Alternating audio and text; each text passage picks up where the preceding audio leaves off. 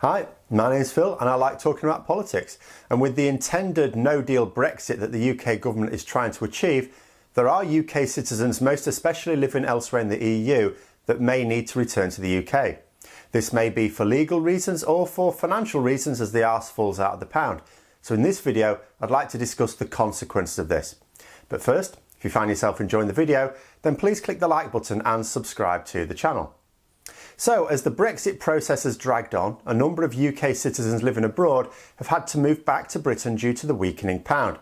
This doesn't just include those living in the Eurozone, but those elsewhere in Europe and outside Europe itself, and the pound is only likely to become weaker if we exit without a deal.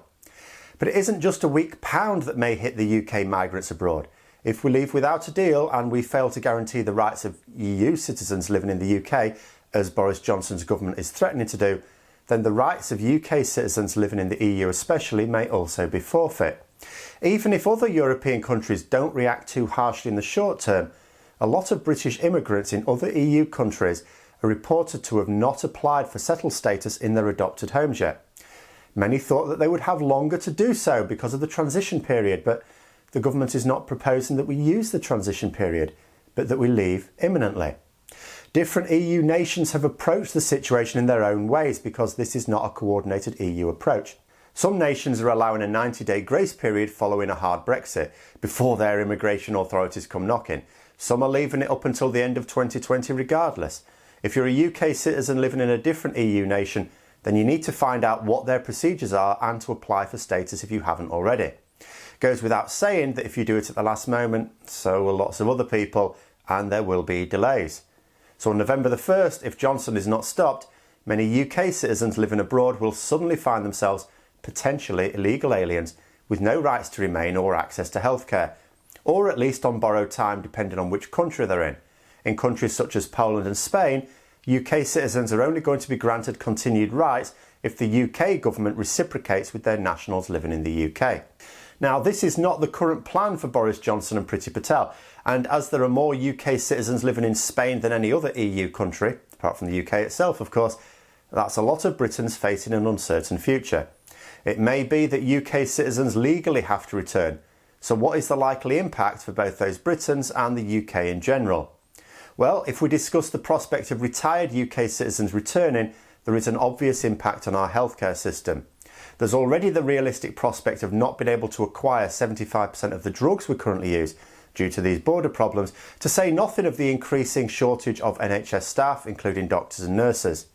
All of this would simply add to the strain on our NHS that's already at breaking point.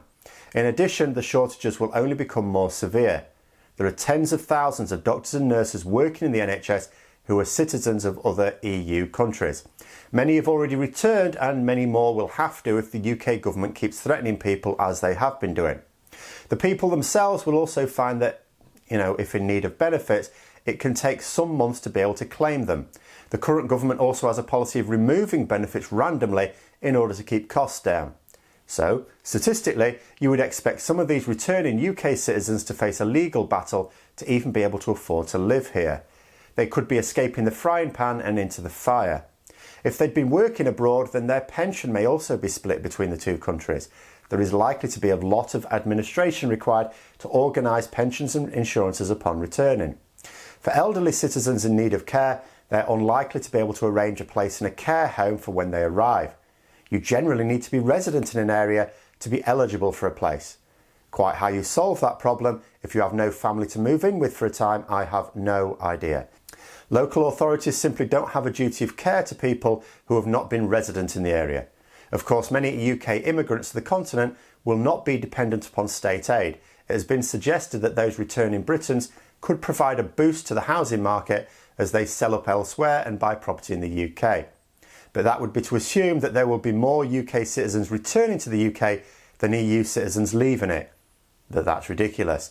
In fact, if you take the EU 27 as a group, they've been far more helpful towards guaranteeing the rights of UK citizens than the UK is of reciprocating. And for some countries in the EU, those rights for UK citizens are not dependent upon reciprocation. It's almost like they understand the benefits of immigrants to their economy. So if the housing market is to be affected at all, it seems more likely to me that it would be negatively affected and returning Britons will simply slow the decline down a little. outnumbered as they are by EU citizens going the other way.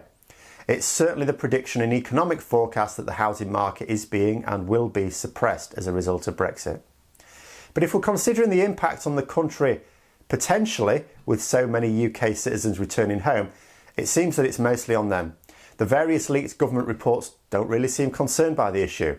This would seem to suggest that large numbers of returning UK citizens are going to have a detrimental effect on those people as opposed to government departments. Or maybe it's because the burden of any impact will be hitting mostly local authorities and they haven't made a coordinated assessment of the risks. The government website does include a section on advice for local authorities in managing Brexit, but it focuses on community engagement, tackling hate crime and managing the EU settlement scheme, something that our Home Secretary is saying she wants to jeopardise. But there's nothing about supporting UK citizens who are forced or feel compelled to return to the UK due to legal, social or financial reasons resulting from Brexit. So that's the expectations for Brexit impact on UK citizens living abroad. Hope you found the video interesting. If you'd like to support the channel further, then please click the Patreon link for details. And until next time, I'll see you later.